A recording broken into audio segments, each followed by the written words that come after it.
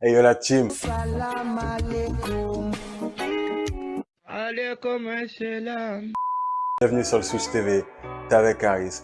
Et aujourd'hui on va parler d'un sujet dingue qui concerne la superstar de la NBA, Kyrie Irving et son équipementier Nike. On a appris il y a quelques jours que les deux allaient cesser leur partenariat après la sortie de la Kyrie 9 à la fin de la saison 2023. Maman.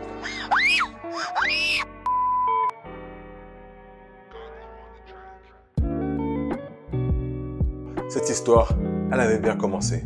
On va revenir au début. Kyrie sort de la fac de Duke, il est drafté par les Cleveland Cavaliers et en 2014, Nike signe un contrat avec lui pour être son équipementier et tout se passe bien. La paire, elle se vend bien, Nike fait beaucoup de profit et l'image de Kyrie, elle est au top. C'est une jeune superstar et en plus, quelques saisons après, LeBron James, il va venir, il va renforcer l'équipe de Cleveland et ils vont gagner une bague ensemble. Depuis quelques années, tout se passait bien, tout était carré, la marque profitait de l'image du joueur. Il y a quelques jours, on vient d'apprendre que Nike et Kyrie, c'est terminé comme banlieue sale. Nous deux, c'est fini comme banlieue sale.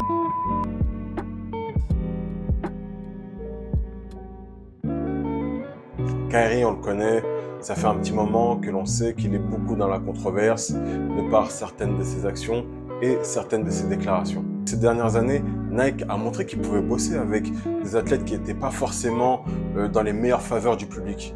Je pense à Colin Kaepernick. Son action de kneeling pendant l'hymne américain a été très mal perçue par une partie du public américain, mais c'est pas ça qui a empêché Nike de bosser avec lui.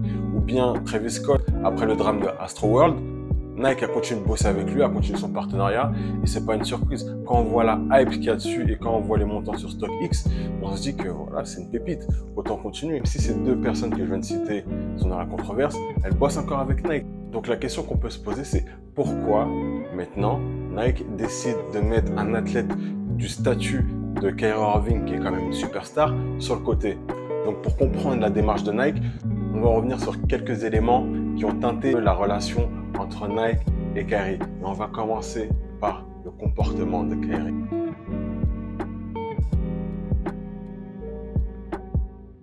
Son passage à Boston s'est très mal passé. Il y a même son coach qui a déclaré qu'il savait dès le départ que ça allait être compliqué de bosser avec lui et on l'accuse même d'avoir mis une mauvaise ambiance dans les vestiaires des Celtics. Et cette rancœur, il l'a gardée. Quand il est revenu avec sa nouvelle équipe de Brooklyn à Boston, l'une des premières choses qu'il a fait, c'est allumer de l'encens et du sage pour virer les mauvais esprits qui étaient dans l'arène. On peut s'attendre à ça si tu es dans l'homéopathie, mais si tu es un joueur de basketball professionnel, la science des herbes, en général, ça passe pas très bien. Et aussi, il a écrasé violemment la mascotte des Boston Celtics présente dans le logo sur le parquet. Donc en termes de comportement, c'est assez limite. Et pendant la pandémie, on l'a vu aussi aller à l'anniversaire de sa sœur, alors qu'il avait plus important à faire sur le parquet et surtout qu'il devait se préserver. Et on conseillait aux joueurs de s'isoler ou d'éviter les rassemblements. Mais lui, il en a rien à faire. Il s'est mis en mode Claude Makélélé. Brésil ou pas, m'en bat les couilles. Brésil ou pas, Ronaldinho, machin chouette, rien à foutre. Il a eu des déclarations dans les médias et sur les réseaux sociaux assez extrêmes. Ça va surprendre personne, mais il a aussi dit que la Terre était plate. Bon, il a refusé de se faire vacciner, c'est son droit, mais il a dit que les vaccins, ça venait d'un ordinateur diabolique envoyé par Satan. Et aussi, il a eu une déclaration assez extrême contre son équipementier Nike pour la sortie de la paire de Kyrie 8. Il a dit que cette paire-là, il ne l'aimait pas du tout, que le design était trash, qu'il n'était pas impliqué dedans. C'est la première fois que je vois un athlète s'en prendre de cette manière-là envers son équipementier. C'est un petit peu craché dans la soupe, même beaucoup craché dans la soupe. Moi, je t'assure, si demain j'ai une paire qui sort, même une Atemi avec mon nom dessus, je serais fier. Je vais la mettre en avant.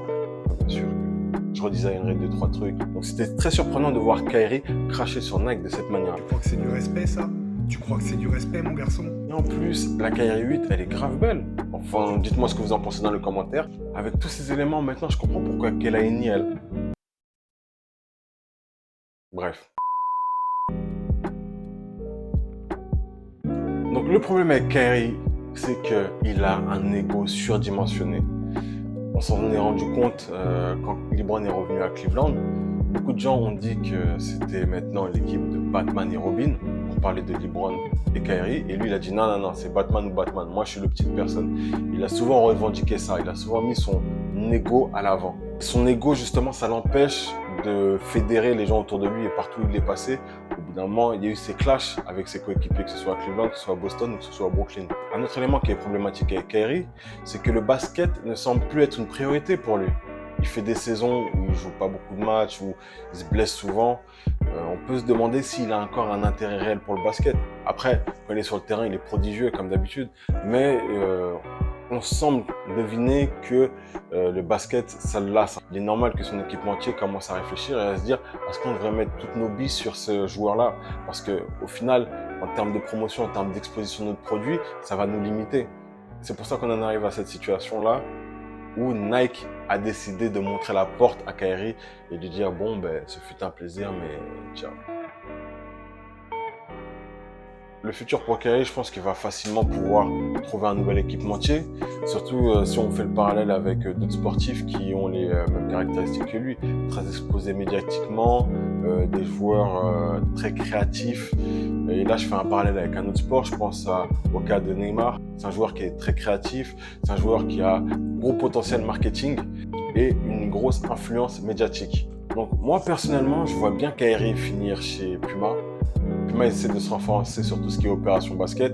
On les a vus signer avec la Melo Ball qui est en train de tout brûler du côté des Hornets. Pour gérer les opérations en lien avec le basket, ils ont pris un gros nom, ils ont pris du lourd à travers la personne de Jay-Z. Donc si tu rajoutes Kyrie dans l'équation, ça peut être pas mal en termes de branding, en termes de marketing et surtout de vente. Donc Puma, vous savez ce qu'il vous reste à faire. Dis-moi ce que tu penses de cette situation. Est-ce que Kyrie est allé trop loin ou est-ce que Nike devrait le conserver? Et chez quel équipementier tu vois Kyrie signer? Donc dis-moi ta réponse dans les commentaires. Mets un like à la vidéo. Va sur la cloche pour ne rien louper des prochaines sorties vidéo. Abonne-toi à la chaîne. Je le répète, abonne-toi à la chaîne. Ça ferait grave plaisir parce que c'est un moyen de faire grandir la chaîne. N'hésite pas non plus à venir sur les réseaux sociaux. Le Switch TV sur Instagram pour avoir toutes les actualités de la chaîne, pour avoir des contenus, des réels, et pour avoir accès au Switch Fact. C'est des petites anecdotes pour améliorer ta culture G hip-hop. Maintenant que tu sais ce que tu as à faire, viens sur les réseaux, abonne-toi à la chaîne et on se dit à la prochaine vidéo l'équipe. Ciao. Mais oui, c'est clair.